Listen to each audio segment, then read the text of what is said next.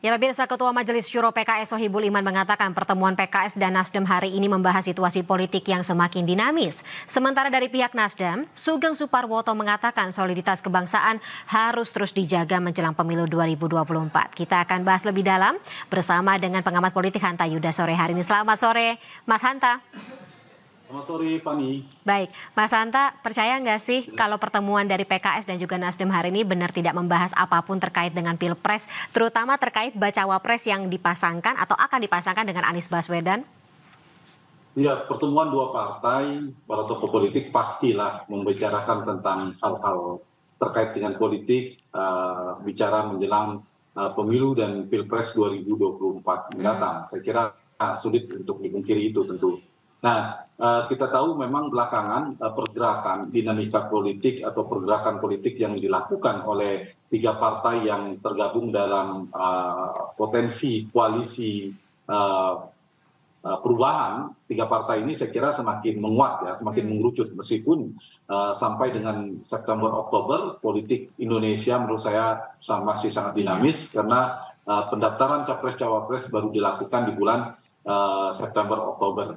Nah, dari dinamika partai ini kita lihat memang ini seperti Demokrat dan PKS bersama Anies ini masuk pada level honeymoon pertama ini. Beda dengan Nasdem, itu sudah yang kedua bisa dikatakan. Nah, kalau kita baca, memang yang paling besar mendapatkan keuntungan politik, benefit politik yang terbesar adalah Anies Baswedan. Paling tidak kalau ternyata berhasil tiga partai ini membangun satu poros koalisi, maka Anies Baswedan sebagai bakal calon presiden itu mungkin akan bisa bertarung.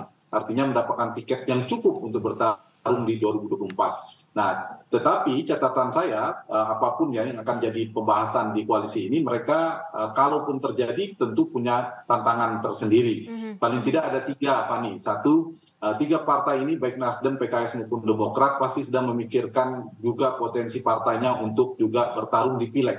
Pemilu legislatif. Mereka berkoalisi di Pilpres, tetapi di saat yang sama mereka juga semua partai juga berkompetisi di pemilu legislatif. Mas Hanta, tapi pertanyaan terbesarnya adalah apakah ketiga partai ini akan tetap solid, apalagi mengingat Nasdem kan ada kepentingan dalam kabinet seperti itu yang katanya tadi beberapa manuver yang dilakukan beberapa waktu terakhir ini adalah untuk mengamankan posisinya dalam kabinet pemerintahan Pak Jokowi.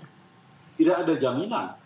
Tidak baik koalisi perubahan maupun koalisi Indonesia Bersatu, apalagi di koalisi perubahan ini ada koalisi di luar pemerintahan. Kita tahu yang menjadi epicentrum utama atau menjadi promotor utama terbentuknya koalisi dari Partai Nasdem, ada kerumitan dalam koalisi ini.